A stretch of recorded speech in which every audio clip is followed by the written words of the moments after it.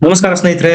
ನಾಗ್ಪುರದಲ್ಲಾದ ಹಿಂಸೆ ಗಲಭೆ ಒಂದು ವ್ಯವಸ್ಥಿತ ಷಡ್ಯಂತ್ರವಲ್ಲದೆ ಮತ್ತೇನೂ ಅಲ್ಲ. ದೇವೇಂದ್ರ ಫಡ್ನವೀಸ್ ಅವರಂತೂ ಇನ್ನೂ ಒಂದ್ ಹೆಜ್ಜೆ ಮುಂದೆ ಹೋಗಿ ಇಂತಹ ಘಟನೆಗಳನ್ನ ಯಾವುದೇ ಕಾರಣಕ್ಕೂ ಸಹಿಸಿಕೊಳ್ಳೋದಿಕ್ಕೆ ಸಾಧ್ಯವಿಲ್ಲ. ಈ ವ್ಯವಸ್ಥಿತ ಷಡ್ಯಂತ್ರದ ವಿರುದ್ಧ ಈಗಾಗಲೇ ಆಕ್ಷನ್ ಶುರುವಾಗಿದೆ ಅಂತಾನು ಹೇಳಿದ್ದಾರೆ. ಈ ಗಲಭೆಗೆ ಕಾರಣ ಆಗಿರೋರು ಯಾರ್ಯಾರಿದ್ದಾರೆ, ಅವರಿಂದಲೇ ಏನೆಲ್ಲ ನಷ್ಟ ಆಗಿದೆ ಆ ನಷ್ಟವನ್ನು ಸಹ ಭರಿಸಲಾಗುವುದು ಅಂದಿದ್ದಾರೆ ದೇವೇಂದ್ರ ಫಡ್ನವೀಸ್. ಒಂದು ವೇಳೆ ಆಗಿರೋ ನುಕ್ಸಾನನ ಅವರೇನಾದ್ರೂ ಭರಿಸೋದಿಕ್ಕೆ ಸಾಧ್ಯ ಆಗ್ಲಿಲ್ಲ ಅಂದ್ರೆ ಅವರ ಆಸ್ತಿ, ಜಮೀನು, ಮನೆ, ಮಠ ಎಲ್ಲವನ್ನೂ ಜಪ್ತಿ ಮಾಡಲಾಗುವುದು ಅಂತ ಸಹ ಹೇಳಿದ್ದಾರೆ. ಬುಲ್ಡೋಜರ್ ಆಕ್ಷನ್ ಈಗ ಆಲ್ರೆಡಿ ಶುರುವಾಗಿ ಹೋಗಿದೆ.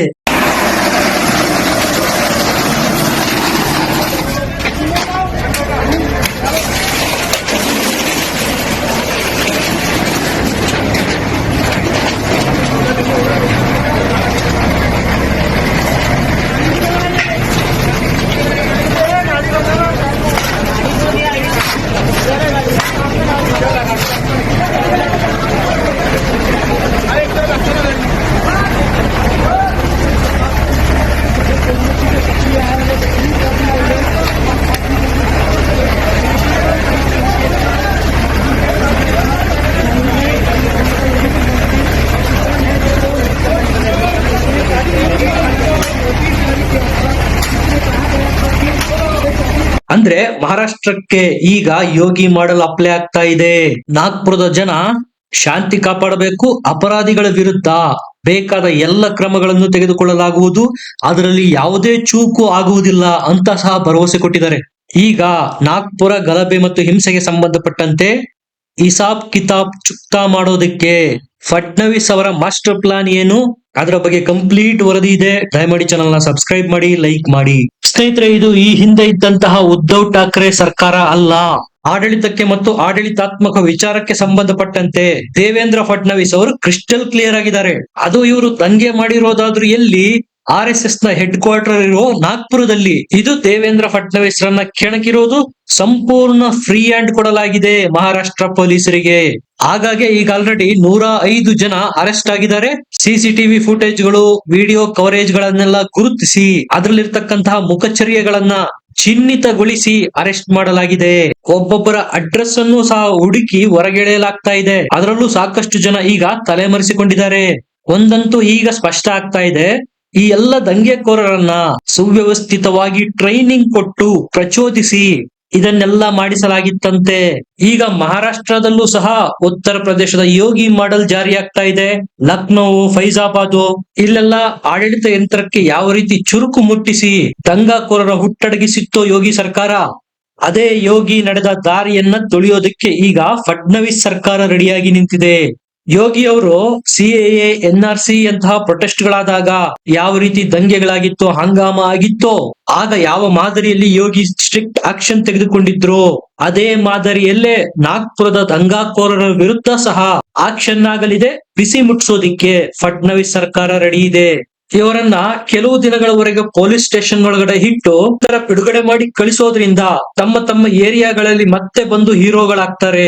ಎಲ್ಲಿಯವರೆಗೂ JCBಯ ಗರ್ಜನೆ ಕೇಳಿಸೋದಿಲ್ಲವೋ, ಬುಲ್ಡೋಜರ್ ನ ಗರ್ಜನೆ ಕೇಳಿಸೋದಿಲ್ಲವೋ, ಅಲ್ಲಿವರೆಗೂ ಇಂತಹ ದಂಗೆಗಳು ಮುಂದುವರಿತಾನೆ ಇರ್ತವೆ.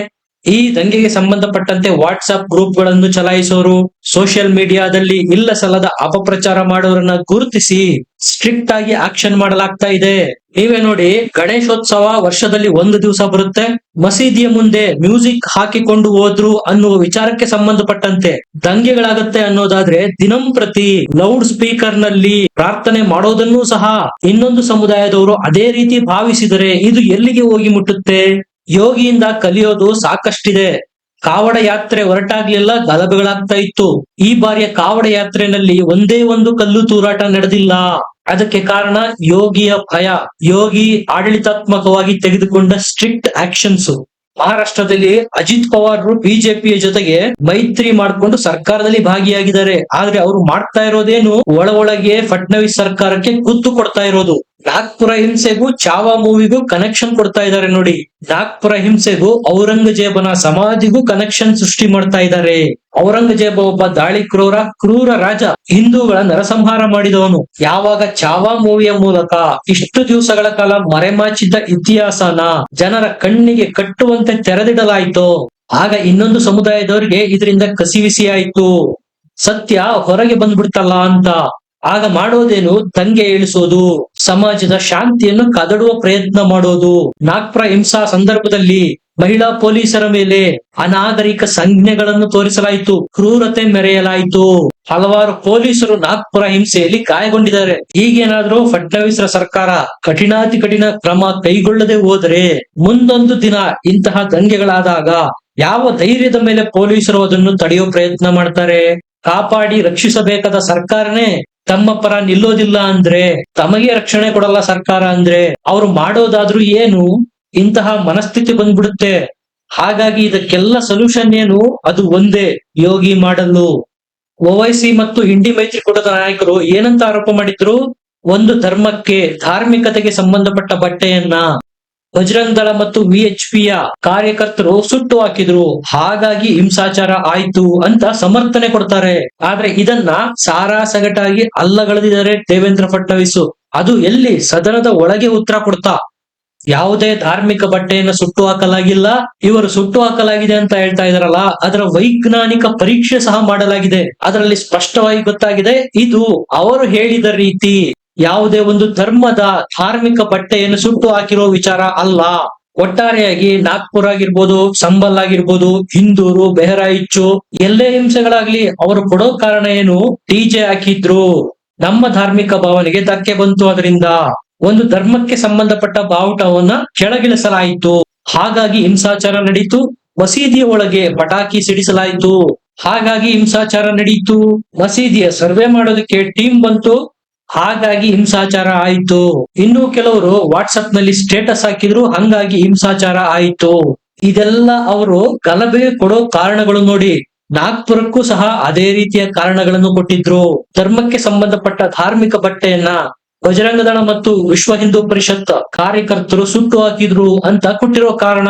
ಸುಮಾರು 12ಕ್ಕೂ ಹೆಚ್ಚು ಜನ 18 ವರ್ಷ ವಯಸ್ಸಿಗೂ ಕಡಿಮೆ ಇರತಕ್ಕಂತಹ ಆರೋಪಿಗಳು ಇದರಲ್ಲಿ. ಇವರೆಲ್ಲರಿಗೂ ಬಾಲಾಪರಾಧಿ ಕಾನೂನಿನ ಕೆಳಗೆ ಆಕ್ಷನ್ ತೆಗೆದುಕೊಳ್ಳಲಾಗುವುದು ಅಂತ ಫಡ್ನವೀಸ್ ಹೇಳಿದ್ದಾರೆ. ದಂಗೆ ಆಗೋದಕ್ಕೆ ಯಾರೆಲ್ಲ ಕಾರಣಕರ್ತರಾಗಿದ್ದಾರೆ, ಪೋಸ್ಟ್ ಹಾಕೋದಿರ್ಬೋದು, ಮತ್ತೊಂದು ಮಗದೊಂದು, ಅವರನ್ನೂ ಸಹ ಸಹಾರೋಪಿಗಳನ್ನಾಗಿ ಮಾಡಲಾಗುವುದು ಅಂತಾರೆ. ಇನ್ನ ಮಹಾರಾಷ್ಟ್ರದ ಸೈಬರ್ ಸೆಲ್ನವರು ನಾಗ್ಪುರ ಹಿಂಸೆ ಹಿಂದ್ಗಡೆ ಬಾಂಗ್ಲಾದೇಶದ ಕೈವಾಡ ಇದೆ ಅನ್ನುವ ಸೂಚನೆಗಳು ಸಹ ಸಿಕ್ಕಿದೆ ಅಂತಾರೆ. ಆ ಒಂದು ಆಂಗಲ್ ನಿಂದಲೂ ಸಹ ತನಿಖೆಯಾಗ್ತಾ ಇದೆ. ಹಿಂಸಾಚಾರ ನಡೆದಿದ್ದು ಯಾರಿಂದ? ನಾಗ್ಪುರದವರ ಅಥವಾ ಹೊರಗಿನಿಂದ ಬಂದವರಿಂದಲಾ? ಈ ಆಂಗಲ್ ನಲ್ಲೂ ಸಹ ತನಿಖೆ ನಡೀತಾ ಇದೆ. ಕಲ್ಲು ತೂರಾಟಕ್ಕೆ ಕಲ್ಲುಗಳನ್ನ ಎಲ್ಲಿಂದ ಸಂಗ್ರಹ ಮಾಡಲಾಗಿತ್ತು? ಇದೇನಾದ್ರೂ ವ್ಯವಸ್ಥಿತ ಷಡ್ಯಂತ್ರವಾ ಅಂತ ಸಹ ತನಿಖೆ ಮಾಡ್ತಾ ಇದ್ದಾರೆ. ಇಲ್ಲಿಯವರೆಗೂ ಅದನ್ನ ಅಂಡರ್ ಕನ್ಸ್ಟ್ರಕ್ಷನ್ ನಡೀತಾ ಇದ್ದ ಸೈಟ್ ಇಂದ ಕಲ್ಲುಗಳನ್ನು ಸಂಗ್ರಹ ಮಾಡಲಾಗಿತ್ತು ಅನ್ನುವ ಸುದ್ದಿ ಹೊರಬರ್ತಾ ಇದೆ. ಮಹಿಳಾ ಪೊಲೀಸ್ ಕರ್ಮಿಗಳ ವಿರುದ್ಧ ಅಶ್ಲೀಲ ಸಂಜ್ಞೆಗಳನ್ನ ಮಾಡುವ ಮೂಲಕ, ಅವರ ಬಟ್ಟೆಗಳನ್ನ ಹರಿಯುವ ಮೂಲಕ ಅನಾಗರಿಕರಾಗಿ ವರ್ತನೆ ಮಾಡಿದ್ದಾರೆ. ಅದರ ಬಗ್ಗೆ ಸಹ FIR ದಾಖಲು ಮಾಡಿದ್ದಾರೆ. ಸ್ನೇಹಿತರೆ, ಒಟ್ಟಾರೆ ಈ ಪ್ರಕರಣ ಎಲ್ಲಿಗೆ ಹೋಗಿ ಮುಟ್ಟುತ್ತೋ ಕಾದು ನೋಡೋಣ. ದಯಮಾಡಿ ಚಾನಲ್ ನ ಸಬ್ಸ್ಕ್ರೈಬ್ ಮಾಡಿ, ಲೈಕ್ ಮಾಡಿ. ಮತ್ತೆ ಸಿಗೋಣ. ನಮಸ್ಕಾರ.